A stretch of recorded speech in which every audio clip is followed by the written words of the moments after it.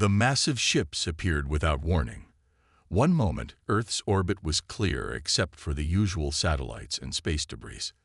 The next, over 300 vessels materialized, each one larger than the largest aircraft carrier ever built.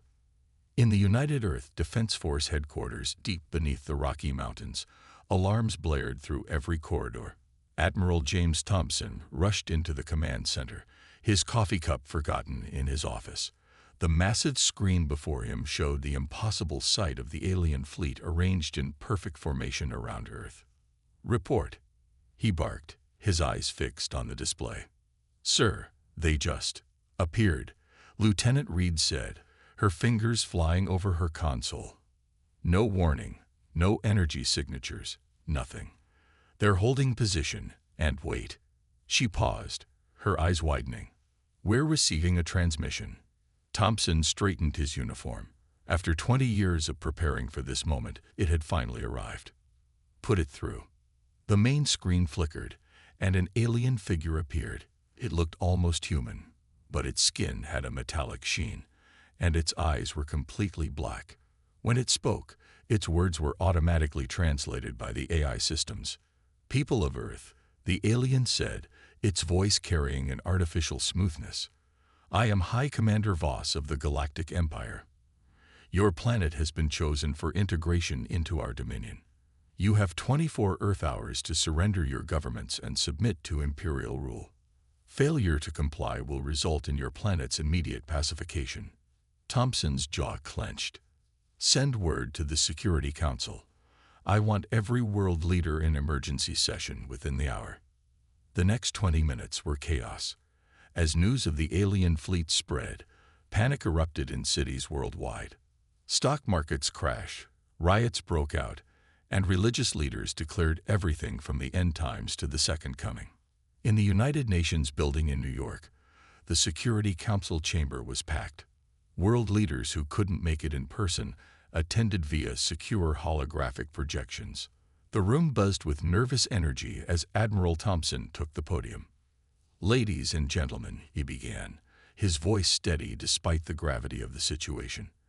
"An hour ago, Earth received its first official contact with alien life. Unfortunately, they're not here for peaceful cooperation."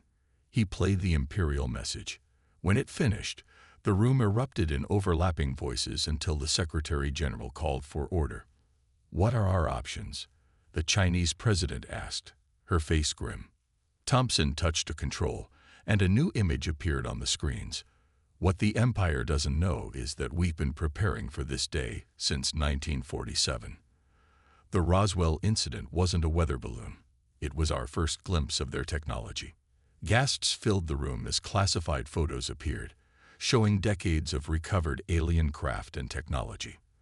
The Russian president leaned forward, his eyes narrow. "You're saying we've had alien technology all this time?" "Not just technology," Thompson replied. "We've been studying their language, their tactics, their weaknesses. Every major power has contributed to this effort in secret. The question now is, do we reveal our hand?" The British Prime Minister stood. "They're demanding our surrender. Surely we can't simply give up without a fight." "No," the Indian president agreed. "But can we win?" Thompson smiled for the first time since the ships appeared. "We've had 75 years to prepare. Every crashed ship, every piece of recovered tech has been studied and improved upon. They think we're primitive. They expect us to either surrender or fight with basic rockets and nuclear weapons." He brought up another image, this one showing massive underground facilities on every continent. "They have no idea what we're really capable of." The room fell silent as the implications sank in. Finally, the Secretary General spoke. "Admiral Thompson, what do you recommend?" Thompson looked at each leader in turn. "I recommend we show the Galactic Empire exactly why you don't underestimate humanity. We've got hidden weapons platforms in orbit, bases on the far side of the moon, and technology they don't even know we understand." He paused, letting his words sink in. "They gave us 24 hours. I say we use that time to prepare a response they'll never forget." One by one, The world leaders nodded. The vote, when it came, was unanimous. Earth would not surrender. As Thompson left the UN building, he looked up at the sky. Somewhere up there, the Empire waited for humanity's submission. They were about to learn a very important lesson about the human spirit.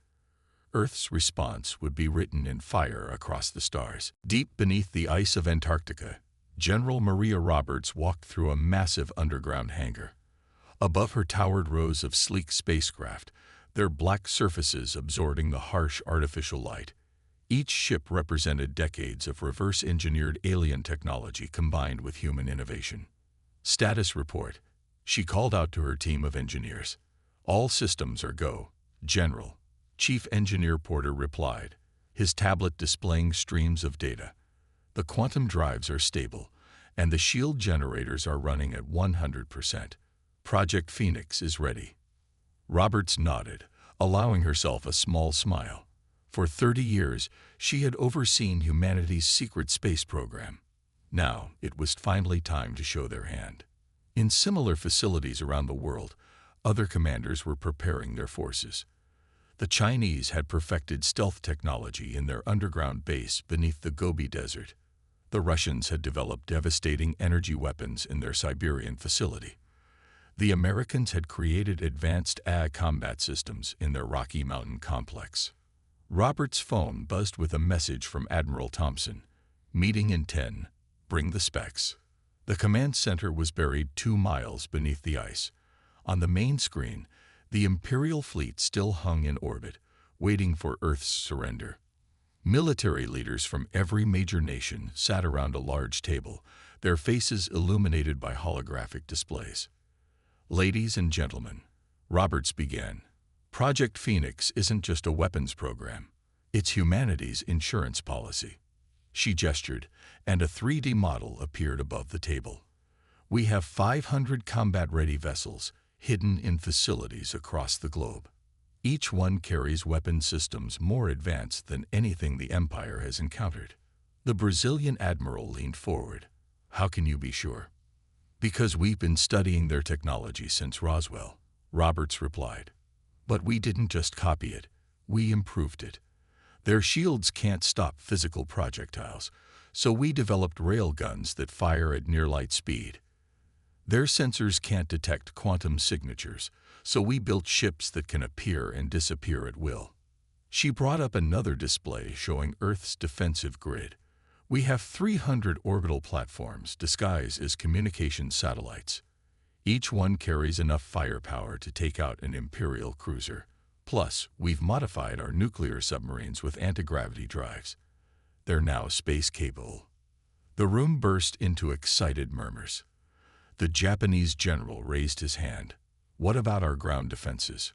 Roberts smiled again. That's the best part. She showed them images of massive gun emplacements hidden in mountain ranges worldwide. These energy cannons can punch through their strongest shields. We also have quantum-linked interceptors that can't be jammed or hacked. Admiral Thompson stood up. The Empire thinks they're dealing with a primitive species that barely made it to our own moon. They don't know that we've been secretly building up our forces for decades. Every crashed ship, every captured piece of tech has helped us prepare for this moment. What about our personnel? The German commander asked. Our pilots have been training in secret facilities using virtual reality systems based on actual alien combat data, Roberts explained. They know exactly what to expect. Plus, our AI systems can predict Imperial tactics with 94% accuracy. The room fell silent as everyone absorbed the information. They had spent decades preparing in secret, waiting for this day. Now, it was time to reveal humanity's true strength. The Empire gave us 24 hours, Thompson said, checking his watch. We have 18 left. I suggest we use them to deploy our forces and prepare for battle. Roberts looked at the assembled leaders. They think we're going to surrender. Instead, we're going to show them why you should never corner a species that spent most of its history perfecting the art of warfare. The command center erupted in activity as orders were sent out worldwide. In hidden bases across the planet, hangar doors began to open. Submarines dove deep before activating their anti-gravity systems. Mountain sides slid apart to reveal massive energy weapons. Humanity was going to war, and they were bringing 75 years of secret preparations with them. The 24-hour deadline passed without Earth's surrender. High Commander Voss of the Imperial Fleet stood on his bridge, his black eyes narrowed at the blue planet below. "Begin the attack," he ordered. "Target their military installations first." 1,000 energy beams lit up Earth's sky as the Imperial Fleet opened fire. But instead of striking their targets, the beams splashed harmlessly against an invisible barrier. Commander Thomas Blake watched from Luna Base, hidden beneath the moon's surface. Quantum shields holding at 98%. His officer reported. "They have no idea we have their technology." "Signal the fleet," Blake ordered. "Operation Thunderbolt is go." Across Earth, mountainsides split open. Underground hangars burst to life. The ocean's surface broke as submarines rose into the air, water streaming off their newly installed anti-gravity pods. The Empire's sensors lit up with thousands of warnings. Where there had been nothing moments before, now hundreds of ships rose from Earth's surface. They were smaller than Imperial vessels, but moved with impossible speed and precision. "Impossible," Voss shouted. "They're primitives. They barely reached their moon." "Sir," his second-in-command called out, "we're detecting energy signatures similar to our own technology, but they're more advanced." The first wave of Earth's defense began. Rail guns mounted on hidden orbital platforms fired projectiles at near-light speed, punching clean through Imperial shields. The Empire had long ago stopped defending against physical weapons, considering them primitive. Now that oversight would cost them dearly. Blake watched the tactical display as Earth's forces executed their carefully planned attack. Former submarine crews, used to three-dimensional combat in the oceans, proved to be natural space fighters. Their converted vessels darted between Imperial ships, their quantum torpedoes leaving trails of destruction. "Target their command ships," Blake ordered. "Don't let them coordinate their defense." Earth's fighters swarmed out from hidden bases. Unlike the rigid formations of Imperial pilots, Earth's pilots flew unpredictably, using tactics developed from centuries of aerial combat. The Empire's fighters, used to fighting opponents who copied their own style, found themselves overwhelmed. In low Earth orbit, Admiral Thompson coordinated the defense from his flagship. "Launch the drone swarms," he commanded. Millions of small, eye-controlled drones deployed from Earth's surface, overwhelming Imperial targeting systems. High Commander Voss watched in horror as his first attack wave crumbled. "How is this possible? Their weapons, they're using our own technology against us." "Sir, we're losing ships faster than we can regroup," his tactical officer reported. "Their weapons are penetrating our shields like they're not even there." On Earth's surface, General Roberts directed the ground-based defenses. Massive energy cannons, hidden in mountain ranges across the planet, fired precise shots at Imperial vessels. Each blast was coordinated by quantum computers, hitting weak points in Imperial shields. "They're retreating," Blake announced as the Imperial fleet began to pull back. "First wave is breaking off." The battle had lasted less than an hour. The mighty Imperial fleet, which had conquered countless worlds, retreated to a safe distance to regroup. They left behind the wreckage of over 50 ships, while Earth had lost only a handful of fighters. In the Antarctic Command Center, Roberts studied the battle data. "Their technology hasn't advanced much in 70 years, she observed. "They got complacent. We didn't." Thompson's voice came over the comm. "This was just their first wave. They'll be back, and they'll be angry." "Let them come," Blake responded from Luna Base. "We've got a few more surprises waiting for them." As the sun rose over Earth, humanity had won its first major space battle. The Empire had expected an easy victory over a primitive world. Instead, they had found a species that had spent decades preparing for war. and Earth was just getting started. Captain William Anderson floated silently in his converted submarine, now hidden among the asteroids between Mars and Jupiter. His crew waited in perfect silence, their ship's quantum systems making them completely invisible to Imperial sensors.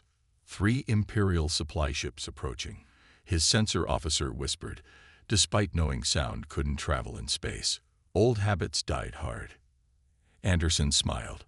The Empire still hadn't figured out why their ships kept disappearing in this sector. "Ready the magnetic nets," he ordered. As the supply ships passed their position, Anderson's vessel emerged from quantum silence. The magnetic nets, originally designed to catch submarines, shot out and entangled the Imperial ships. Before they could react, precision rail gunshots disabled their engines. 3 more for the collection, Anderson reported to Earth Command. His crew had already captured 15 Imperial vessels, each one providing valuable intelligence and technology. Back on Earth, General Roberts studied the captured Imperial tech in her Antarctic lab. "Their biggest weakness is their reliance on energy shields," she explained to Admiral Thompson. "They abandoned physical armor centuries ago, thinking energy barriers were enough." She pointed to a disabled Imperial fighter. "Their ships are actually quite fragile once you get past the shields, and thanks to the quantum frequency data we gathered decades ago, we know exactly how to disrupt those shields." In orbit, Commander Blake directed Earth's expanding defense network. Old communications satellites transformed into weapon platforms, revealing weapons that had been hidden in plain sight for years. The Empire hadn't realized that Earth's primitive satellite network was actually a sophisticated battle grid. "They're adapting to our railguns," Blake reported during the daily command meeting. "But that's exactly what we wanted." Roberts nodded. "Time to reveal our next surprise. Captain Anderson's raids have given us enough Imperial tech to put our Phase 2 weapons into production." In the Gobi Desert facility, Chinese engineers had reverse-engineered the Imperial quantum drives and improved them. The new drives allowed Earth's ships to appear and disappear at will, making them even harder to track than before. High Commander Voss received the reports with growing fury. "How are they doing this?" he demanded. "Every time we adapt to their weapons, they reveal new ones." His tactical officer looked nervous. "Sir, we've lost contact with another supply convoy, and our long-range scans show they're building something in their asteroid belt." Anderson's guerrilla tactics in space had proven remarkably effective. His crews, trained in underwater warfare, understood stealth and 3-dimensional combat better than the Empire's rigid formations. More importantly, they knew how to hide in plain sight. "The Empire thinks space combat should be like their grand naval battles," Anderson explained to his crew. "But we're fighting more like submarine wolves, striking from hiding and disappearing again." Earth's submarines, converted for space warfare, became the Empire's worst nightmare. They could hide in debris fields, power down to avoid detection, and strike without warning. The same tactics that had worked in Earth's oceans proved devastatingly effective in space. The Empire's frustration grew as their supposedly superior technology failed to give them an advantage. They had expected to fight a primitive species with crude rockets and basic weapons. Instead, they faced an enemy that had spent decades studying their technology and improving upon it. "They're learning that technology isn't everything," Thompson told the UN Security Council. "Our greatest advantage isn't our weapons. It's our experience with warfare and our ability to adapt." Roberts agreed. The Empire grew complacent. They thought their technology made them invincible. But humanity's greatest strength has always been our ability to take something, understand it, and make it better. As the war entered its second week, Earth's forces continued to surprise the Empire with new weapons and tactics. Each revelation was carefully planned, designed to keep the Empire off balance and unsure of what humanity would unveil next. The Empire had started this war expecting an easy victory. Now they found themselves fighting an enemy that had spent generations preparing for this very conflict. News travels fast, even in space. Despite the Empire's attempts to control information, Word of Earth's successful resistance spread through their colonies like wildfire. The story grew with each telling. A primitive world not only fighting back, but winning against the mighty Imperial fleet. On the colony world of Blue Haven, Governor Jack Miller, a human secretly working with Earth's intelligence services, watched the alien crowds gather in the streets. "It's happening," he reported through his quantum communicator. "The people here are starting to rise up." Admiral Thompson received the message in his orbital command center. "Perfect. Begin Phase 3. He turned to his staff. "Send the data packets to all colonial worlds. It's time they learned how to fight back." Across the Empire's vast territory, subjected species began receiving encrypted transmissions from Earth.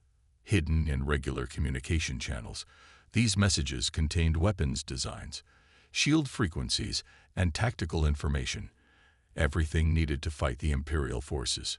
"Sir," an officer called out to High Commander Voss, "we're getting reports of uprisings on 12 colonial worlds." Voss slammed his fist on his command console. "How are they coordinating this? Our communications are supposed to be secure." What the Empire didn't know was that Earth had cracked their encryption decades ago.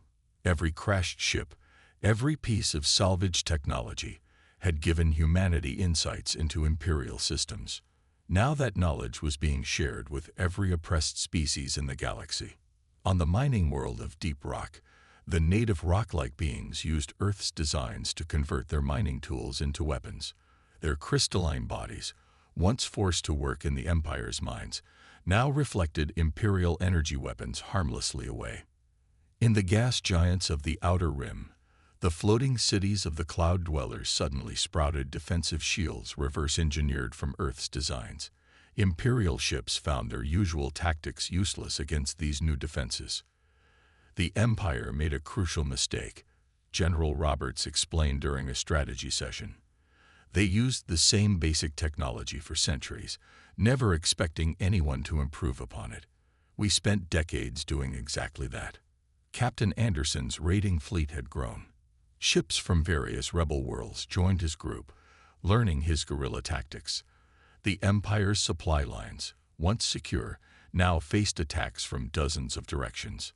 Teaching them submarine warfare tactics was brilliant, Thompson told Roberts. The Empire never expects attacks from below or above. They think too much in 2 dimensions. The Empire's response was brutal but ineffective. They had grown used to crushing rebellion through overwhelming force, but Earth's defensive technologies had changed the game.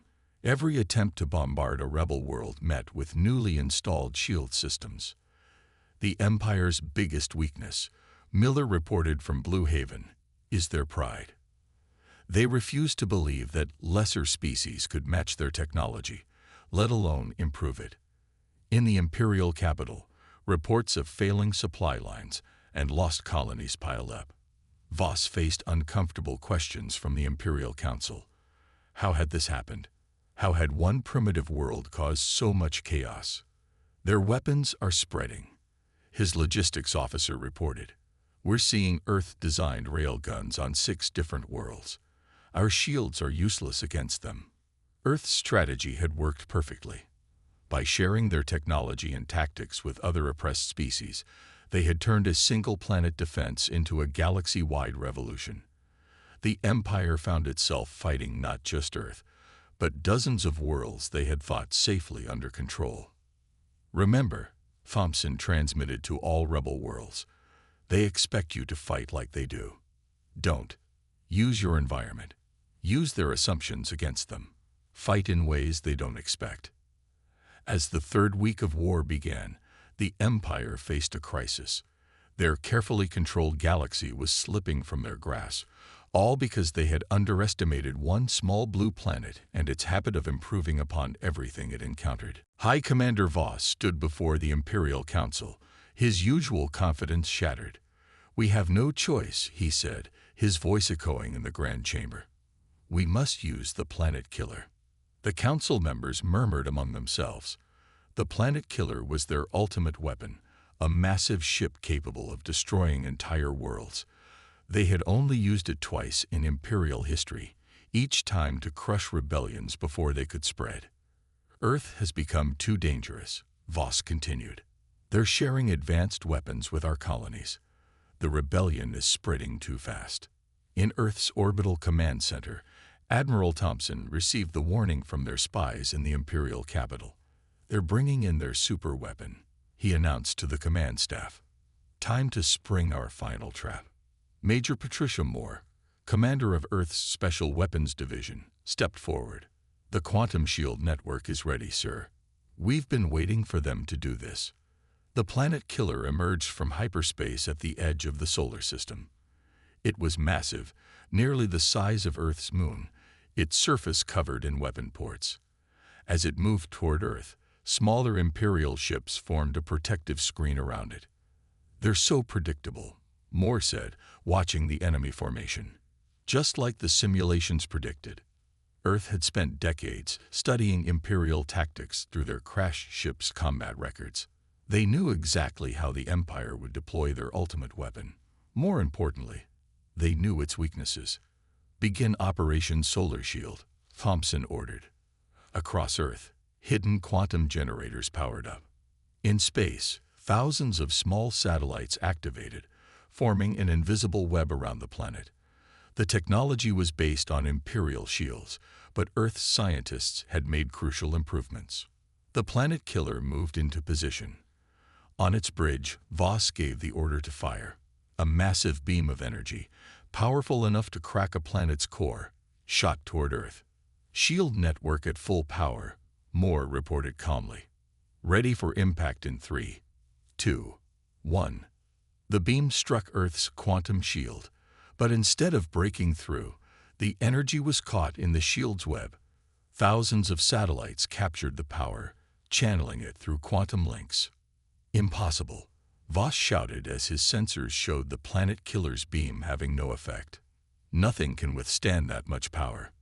Sir, his weapons officer said, face pale, they're not just blocking it. They're absorbing it. Moore allowed herself a small smile. Quantum storage at 100%. Beginning protocol echo. The energy Earth's shield had absorbed shot back out, not as a single beam, but as thousands of smaller ones. Each shot was precisely targeted, overwhelming the shields of Imperial ships one by one.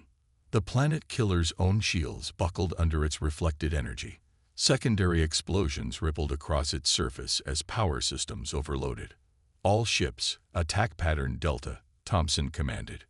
Earth's fleet moved in, led by Captain Anderson's converted submarines. They struck from multiple angles, using the chaos to their advantage. Voss watched in horror as his ultimate weapon began breaking apart. This is impossible. They're primitives. How did they do this? The answer was simple. Earth had been preparing for this moment for 75 years. Every piece of Imperial technology they had recovered, every tactical document they had decoded, had helped them plan for this battle. The Empire thought size and power were everything. Moore explained to her crew.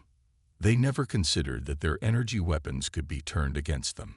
As the planet killer exploded, its fragments scattering across space, the Imperial fleet began to retreat. Their ultimate weapon had failed, destroyed by the very world it was meant to annihilate. Send word to all rebel worlds, Thompson ordered. The planet killer is destroyed.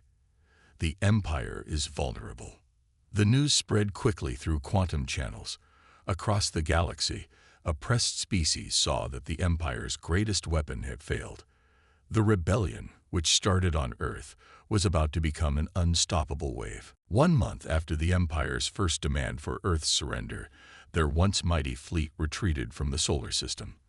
The planet killer's destruction had broken their last hope of quick victory. More importantly, it had shattered the myth of Imperial invincibility. Admiral Thompson stood on the observation deck of Earth's new space station, watching ships from 24 alien worlds dock for the first diplomatic conference. Hard to believe it's only been 4 weeks, he said to General Roberts. 4 weeks of fighting, she corrected him. But 75 years of preparation made it possible. Below them, Earth showed no signs of the brief but intense war. The quantum shields had protected the planet perfectly. and now those same shields were being installed on worlds across the galaxy. In the conference room, Captain Anderson presented his report. The Empire has lost control of 30 major systems. Their supply lines are in chaos. Their attempts to maintain control are only causing more worlds to rebel. The alien representatives listened intently. Some looked like humans, others were completely different. Crystalline beings, gas-form entities, and even living metals, all had one thing in common. They had thrown off Imperial control using Earth's shared technology. The Empire made 3 big mistakes. Major Moore explained to the gathered delegates. First, they assumed that looking primitive meant being primitive. Second, they never improved their technology because they thought they were already perfect. Third, they thought fear was enough to control their colonies. Governor Miller, now representing the free world of Blue Haven, stood up. Earth showed us that it's not the size of your fleet that matters. It's the innovation, the willingness to think differently, and the spirit to fight back. In the Imperial capital, the Council was in chaos. High Commander Voss had been removed from power. Dozens of colony worlds had declared independence, and the Empire's once mighty fleet was scattered and demoralized. The Empire forgot the most important lesson in warfare, Thompson told the conference. Never underestimate your opponent. We spent decades letting them think we were harmless while we studied their every weakness. Earth's quantum communication network now connected the free worlds. Ideas and innovations spread rapidly between species, each adding their own improvements to the shared technology. What started as Earth's defense had become a galaxy-wide renaissance of scientific advancement. We propose a new alliance, Roberts announced to the delegates. Not an empire built on fear and control, but a federation based on mutual respect and shared knowledge. Earth will share all its technological innovations freely with member worlds. The vote was unanimous. The Galactic Federation was born, with Earth as a founding member. The planet that the Empire had dismissed as primitive now helped lead a new age of cooperation and advancement. In orbit, Earth's fleet patrolled alongside ships from other free worlds. The converted submarines had proven so effective that many alien species copied their design, learning Earth's tactics of stealth and surprise. The Empire thought they were coming to conquer a backward world, Anderson told his crew during the victory celebration. Instead, they found a planet that had spent 3 generations preparing for war while pretending to be harmless. As Earth's first embassy opened on Blue Haven, Thompson reflected on how much had changed. Humanity had gone from a single isolated world to a major galactic power in just 1 month. But it was the decades of patient preparation that had made it possible. We didn't just beat them, Roberts said during the final victory ceremony. We showed the galaxy a better way. Instead of conquering through force, we won through innovation and cooperation. The Empire, once spanning half the galaxy, had been reduced to a fraction of its former territory. In its place, a new alliance of free worlds grew, bound together by shared technology and mutual defense. Earth had not only survived its first galactic war, it had changed the very nature of galactic civilization. The primitive world that was supposed to surrender had instead inspired a revolution that would reshape the stars.